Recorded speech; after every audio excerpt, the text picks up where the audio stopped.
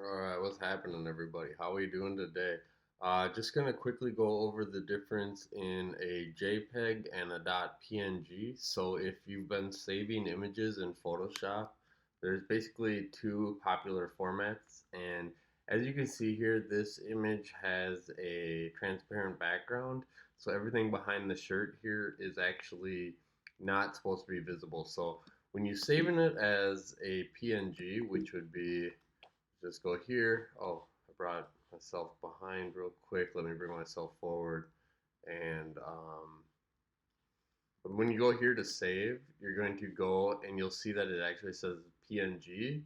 And what that basically is saving it with a transparent background. So what we're going to do right now is just go to, we'll put it in downloads. We'll go t-shirt.png.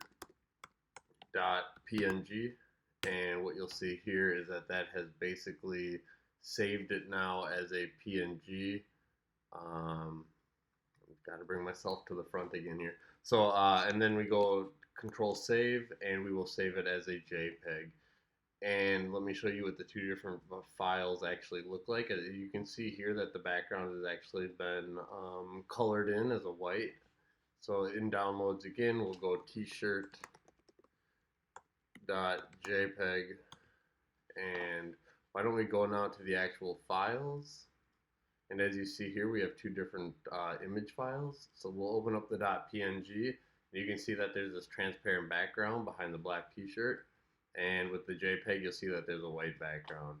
So basically what this will look like, as you can imagine, is when you have something like a website, you're not going to have that white background. So say you have a blue or black, you're going to see that background. So guys, that's basically the difference between a JPEG and a PNG. So if you have any questions, let us know. Give a like, give a subscribe. This stuff helps, and we'll catch you in the next video. Thank you.